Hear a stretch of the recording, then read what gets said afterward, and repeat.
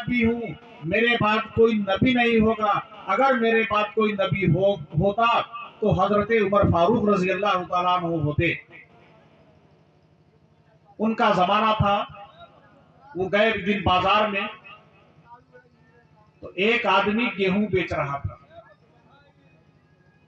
एक आदमी गेहूं बेच रहा था। आपने देखा कि जो गेहूं उसके सामने था वो बिल्कुल सूखा था, और आपने हाथ लगा दिया गेहूं के अंदर, और जब हाथ निकाला तो गेहूं नम था। क्या ये क्या कर रहे हैं? लोगों को धोखा मत दो। लोगों को धोखा देने का मतलब यह है कि अपने अपने पेट में जहन्नम की आग भर रहे हो।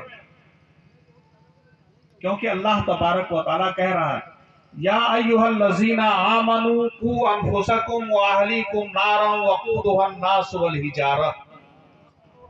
ऐ वो लोगो जो ईमान लाए हो, बेईमानों से नहीं कह रहा है, जो अपने आप को मुसलमान कहते हैं, मुसलमान होने का दावा करते हैं, सीना पीटते हैं कि हम मुसलमान हैं, हम जन्नत के ठेकेदार बने बैठे हैं। अल्लाह तबारक व तआला वहीं पे कह रहा है कि बचाओ अपने आप को, अपने अहलो अयाल को, अपने बीवी बच्चों को जहन्नम की आग से। कौन सी जहन्नम की आग? जिसके ईंधन लकड़ी नहीं होगी, जिसके ईंधन इंसान और पत्थर होंगे। इंसानों से और पत्थरों से जहन्नम की आग जलाई जाएगी। उस आग से अपने आप को, अपने अहलो अयाल को, अपने खानदान वालों को, सबको जहन्नम की आग से बचाओ। तो मेरे मोहतरम, जब हराम खाएंगे तो जहन्नम में जाने जाना है, उससे कोई बचा नहीं सकता। हम दूसरे को तबलीग दें मगर खुद भी उस पर अमल करें, तब बात आगे बढ़ती है। क्योंकि ये गौ से पाक का महीना है। मैं भी एक बात सोचता हूँ कि तबर्रुक के लिए कुछ कह दूं, अगर इजाजत हो। एक बूढ़ी औरत हुजूर गौ से पाक के पास आई और कहा कि पीराने पीर, मेरा ये बच्चा गुड़ बहुत खाता है, आप इसको समझा दें कि गुड़ खाना छोड़ दे। तो आपने कहा जाओ 1 हफ्ते के बाद आना। बुढ़िया चली गई लेके बच्चे को। 1 हफ्ते के बाद जब बुढ़िया आई तो आपने उस बच्चे से कहा कि बेटा गुड़ मत खाया करो, गुड़ खाना छोड़ दो। उस बुढ़िया ने कहा कि पीराने पीर, यही बात अगर आपको कहनी थी तो आप, जब मैं उस दिन आई थी तो उसी दिन आप कह देते। इतनी सी बात के लिए आपने मुझे 1 हफ्ते का इंतजार करवाया और इतनी बात कह करके आपने छोड़ दिया।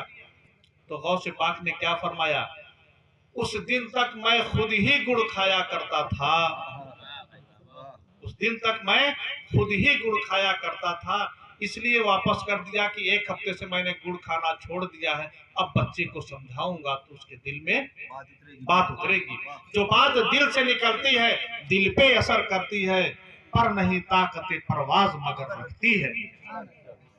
जो बात दिल से निकलती है वो दिल में असर करती है। उसके पास पर नहीं है, बात के पास पर का मतलब पंख नहीं है उसके पास, मगर उड़ने की ताकत वो बात रखती है। तो मेरे मोहतरम, इन्हीं बातों को मैं लेकर के चल रहा हूं कि आप तालीम, सबसे जरूरी तालीम है। इसमें मर्द औरत अलग नहीं है, सबको तालीम हासिल करना है। और सबको तालीम ही के जरिए हमें और आपको ये समझना है कि हमारी जिंदगी किस तरह से कट रही है। हमारी और आपकी जिंदगी इसी तरह गुजर रही है जिस तरह से एक बर्फ बेचने वाले को घाटा लगता है, वो चिल्ला चिल्ला के कहता है कि ऐ लोगों देखो ये घाटे का सौदा है, इसको जल्दी से खरीद लो, नहीं तो हमारा ये सब के सब पिघल जाएगा। एक एक सेकंड हमारे लिए बहुत कीमती है। एक सेकंड कितना कीमती है कि 1 सेकंड में ये लाइट जो है 1,86,000 मील दूर का सफर तय कर लेती है। 1 सेकंड अगर हमारे जिंदगी से निकल गया तो बहुत बड़ी बात हो गई। तो मेरे मोहतरम, हमें और आपको इसको बचाना है कि बचाओ अपने आप को।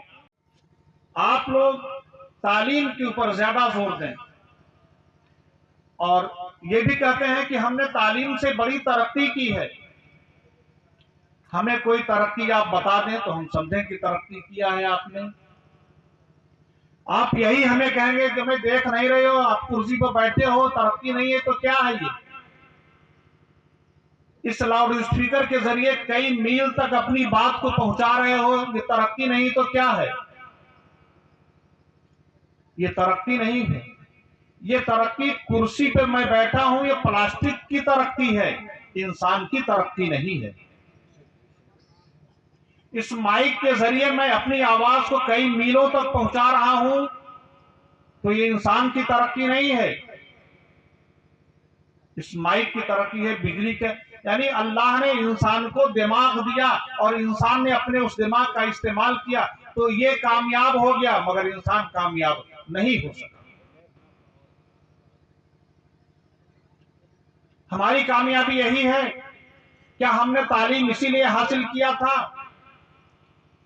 कि अरबों खरबों का बजट गरीबों के नाम बने और ये पढ़ा लिखा इंसान खा जाए? क्या इसीलिए तालीम हासिल किया था? क्या ये पढ़ा लिखा इंसान इसीलिए तालीम हासिल किया था कि इंसानों की खाने वाली चीज में गाय का गोबर, घोड़े की लीद और यूरिया खाद से खाने वाली चीज बना दिया जाए? क्या इसीलिए इसने तालीम हासिल किया था? तालीम हासिल करो मगर उसको अपना सही इस्तेमाल करो। ऐसा तालीम ना हासिल करो कि दूसरों को गलत रास्ता दिखाओ और खुद भी।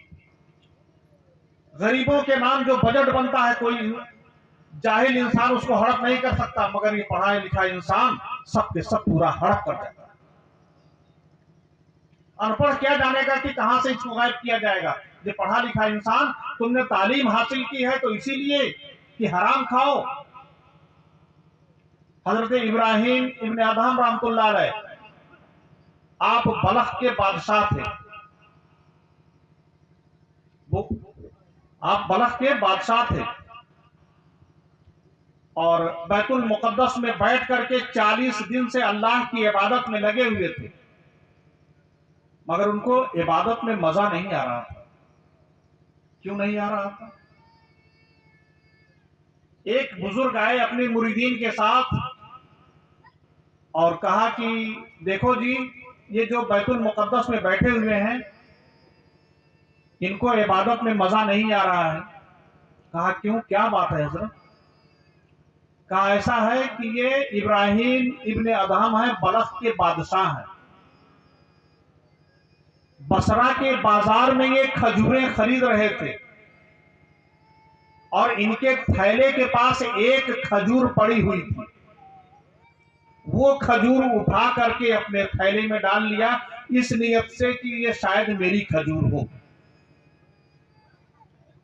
और उस एक खजूर खाने की वजह से 40 दिन की दुआ रद्द हो गई। एक लुकमा हराम का खाने से 40 दिन की दुआ रद्द हो गई। आज हमारा और आपका भी यही हाल है कि हम सब्जी लेने जाते हैं, हमें ये मिर्चा हमारा है, ये मटर हमारी है, ये आलू हमारा है, ये टमाटर हमारा है। ऐसा नहीं करते। एक आलू, एक टमाटर, 2-4 मटर, 2-4 मिर्चे से आपका कुछ काम बनने बिगड़ने वाला नहीं है।